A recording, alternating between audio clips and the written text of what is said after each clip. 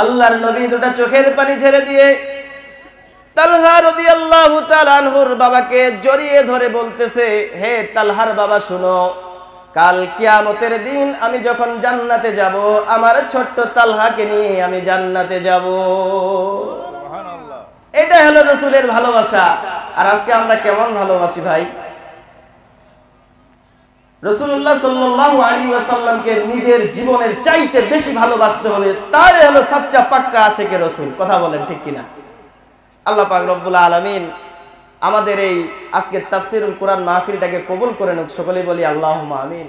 চলে যাওয়ার পরে এই ছোট্ট তালহা তার বাবাকে বলতেছে যে, বাবা আমি যদি মারা যাই তাহলে তো আল্লাহর নবীকে সংবাদ দিতে বলেছে, তবে আমাকে একটা ওয়াদা দিতে হবে, আমি যদি দিনের বেলা মারা যাই তাহলে আল্লাহর নবীকে সংবাদ দিবেন, আর যদি রাতের বেলা মারা যাই তাহলে আল্লাহর নবীকে সংবাদ দিবেন না। আল্লাহর কি নিরা খেলা!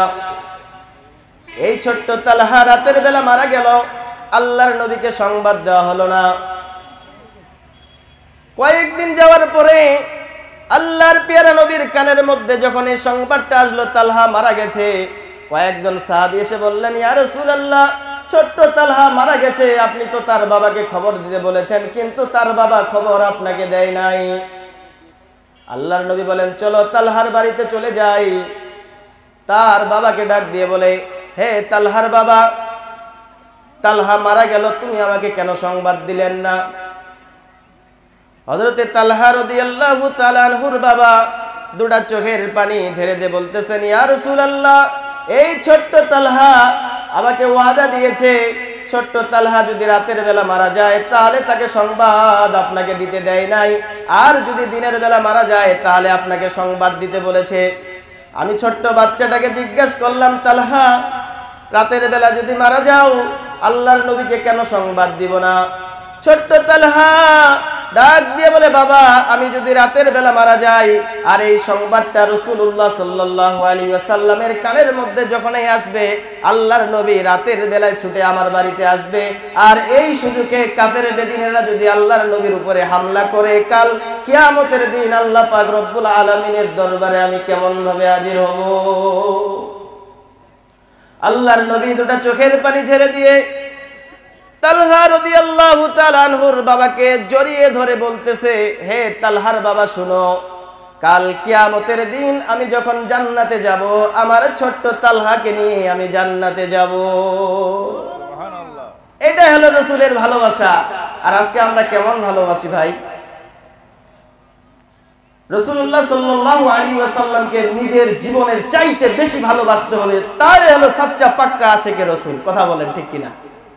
আল্লাহ পাক রব্বুল আলামিন আমাদের এই আজকের তাফসীরুল কোরআন মাহফিলটাকে কবুল করে নিক, সকলেই বলি আল্লাহুম্মা আমিন। ওমা তৌফিক ইল্লা বিল্লাহ।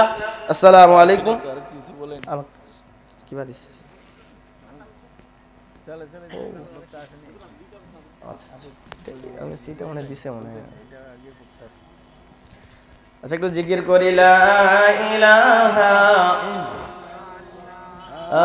লা ইলাহা লা ইলাহা লা ইলাহা লা